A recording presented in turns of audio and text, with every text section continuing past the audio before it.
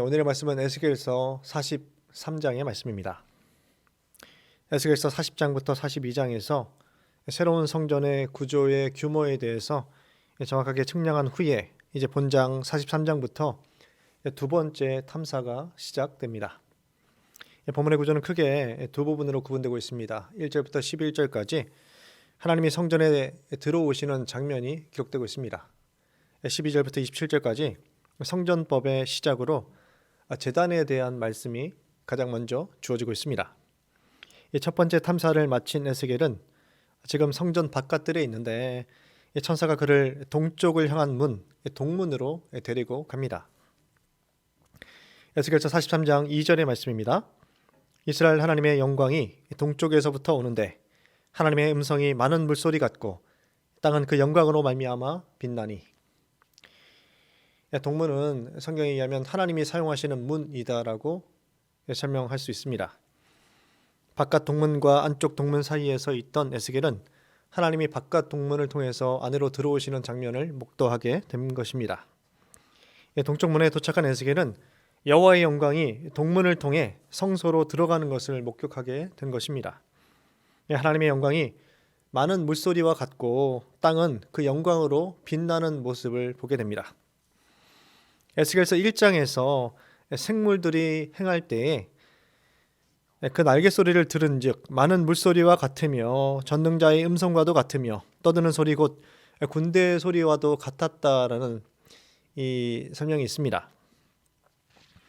이 생물의 날개 소리를 큰 물소리, 즉 전능자의 음성과 군대의 소리에 동일하게 비유를 하고 있는 것이죠. 여기서 여호와의 음성이 물소리와 같다라는 것은 바로 이 군대의 행진과 같이 승리의 환호를 가리킨다라고 말씀을 드릴 수 있을 것입니다. 그런데 그 모양이 이전에 보았던 영광의 그 환상들과 그 모양이 같았던 것이기에 에스겔은 곧 얼굴을 땅에 대고 엎드립니다. 에스겔이 하나님의 영광이 나타날 때마다 얼굴을 땅에 대고 엎드리고 있습니다. 이것은 대단히 중요한 의미를 지닙니다. 거룩하신 하나님 앞에서 자신을 온전히 낮추는 겸허한 자세인 것이죠. 감히 하나님을 뵐 수 없다라는 뜻입니다. 실제로 구약에서는 하나님과 대면하는 사람들에게 언제나 항상 죽음에 대한 경고를 주었습니다. 하나님은 그만큼 두려운 분이시고 우리가 최선을 다해서 경배해야 될 대상이다라는 것을 명백하게 설명해 주고 있는 것이죠. 하나님의 임재 시에 하나님의 찬란한 영광이 빛과 함께 땅에 임하고 있습니다. 이스라엘 백성들의 폐역과 배교로 인해서 성전을 떠나셨던 하나님이 이제 미래에 세워질 새로운 성전에 이 빛과 함께 다시 임재하고 계신 것이죠. 에스겔도 성령에 이끌려 안뜰로 들어가서 여호와의 영광이 가득한 것을 보게 됩니다. 거기서 성전과 동문 사이에 있는 제단을 보며 이제 바깥들로 다시 나오게 되는 것이죠. 여기서 여호와의 영광이 성전에 가득하였다라는 것은 과거 광야에서 성막을 완성한 후에 보았던 하나님의 임재와 또 솔로몬이 성전을 완성한 후에 보았던 그 하나님의 그 영광이 가득하였던 그 임재의 모습과 동일한 것을 표현하고 있습니다. 구약의 성막과 성전에 구름이 가득했다라는 것은 하나님의 입주를 상징합니다. 성소는 하나님의 거처이기 때문입니다. 에스겔서 43장 7절의 말씀입니다. 그가 내게 이르시되 인자야 이는 내 보좌의 처소 내 발을 두는 처소 내가 이스라엘 족속 가운데 영원히 있을 곳이라. 이스라엘 족속 곧 그들과 그들의 왕들이 음행하며 그 죽은 왕들의 시체로 다시는 내 거룩한 이름을 더럽히지 아니하리라. 하나님이 앞으로 세워질 성전이 당신의 영원한 처소가 되실 것이다라고 말씀하고 계십니다. 하나님이 안식하실 곳, 영원한 거처로 삼으실 곳이 바로 성전이다라고 말씀하고 계신 것이죠. 하나님의 발을 두시는 처소는 발등상을 두는 것이죠. 그 발등상을 의미하는 것인데 하나님이 그곳에 머무르신다라는 것을 비유적으로 설명할 때 이 단어를 쓰고 있습니다. 그러면서 하나님은 이스라엘 백성들이 다시는 범죄하지 않을 것을 기대하십니다.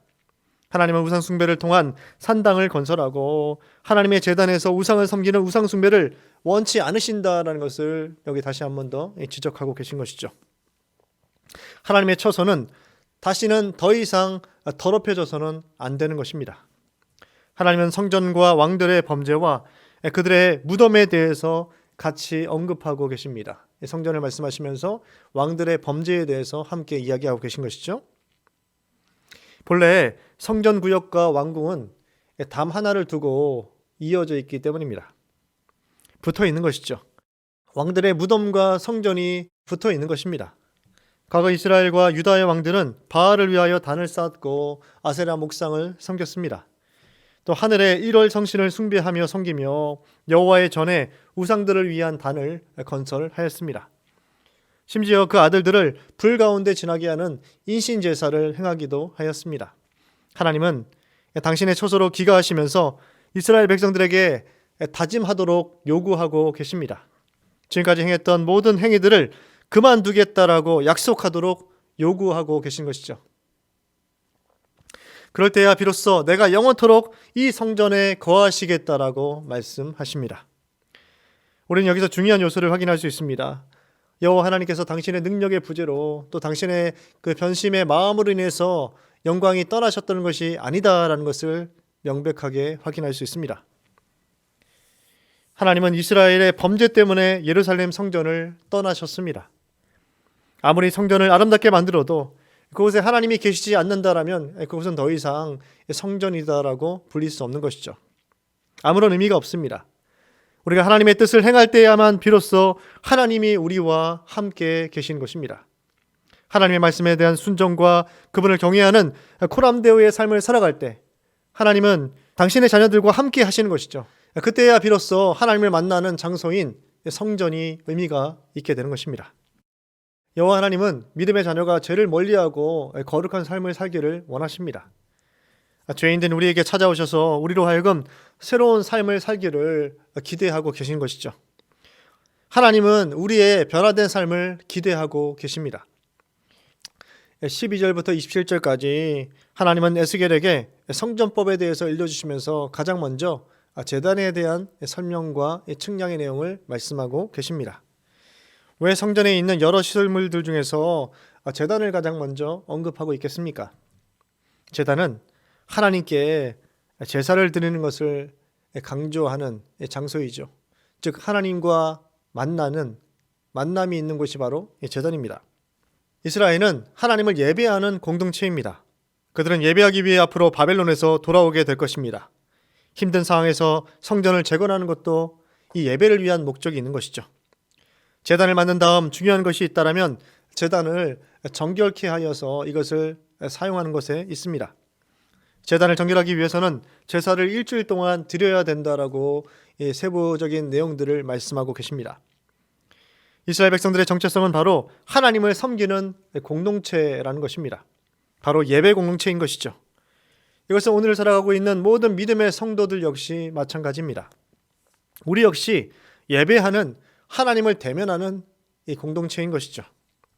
하나님을 경외하기 위해서 경배를 드리기 위해서 우리는 존재합니다. 그러므로 오늘 우리는 자신을 정결케 하며 거룩한 성결을 유지해야 하는 것이죠. 언제나 하나님 앞에서 하나님을 경배하는 삶을 살아가야 하겠습니다. 그럴 때 우리 삶 속에서 하나님께서 친히 동행해 주시고 당신의 영광을 우리의 삶의 지경 가운데 빛으로 임하게 되시는 것이죠.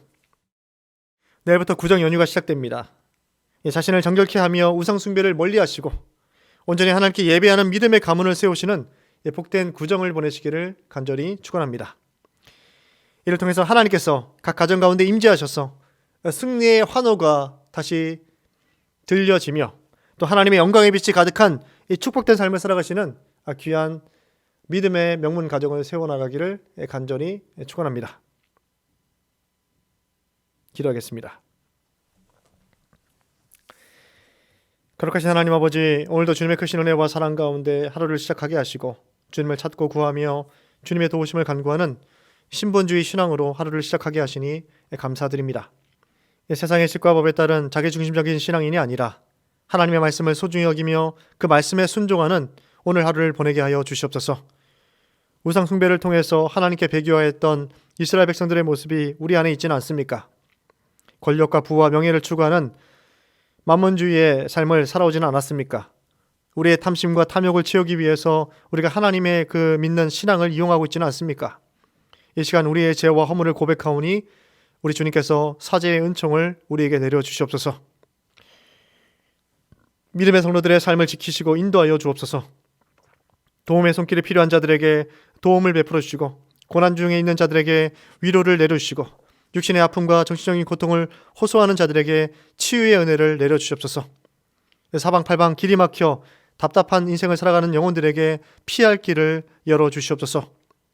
올라 목사님의 건강의 그 회복을 허락해 주시고 당회원들에게 지혜와 명철을 도와셔서 건강한 리더십을 통해서 주님께서 사랑하시는 서울교회를 아름답게 세워주시옵소서.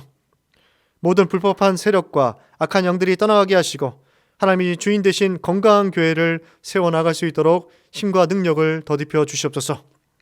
내일부터 구정 연휴를 보내게 됩니다. 믿음의 성도들의 발걸음을 지켜주시고 이 복되고 화목한 구정 연휴를 보낼 수 있도록 은혜와 자비를 베풀어 주시옵소서. 우리를 구원하신 예수 그리스도의 이름으로 기도드립니다. 아멘.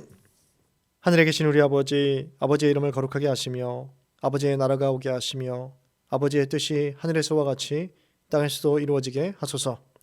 오늘 우리에게 일용할 양식을 주시고 우리가 우리에게 잘못한 사람을 용서하여 준 것 같이 우리 죄를 용서하여 주시고 우리를 시험에 빠지지 않게 하시고 악에서 구하소서. 나라와 권능과 영광이 영원히 아버지의 것입니다. 아멘.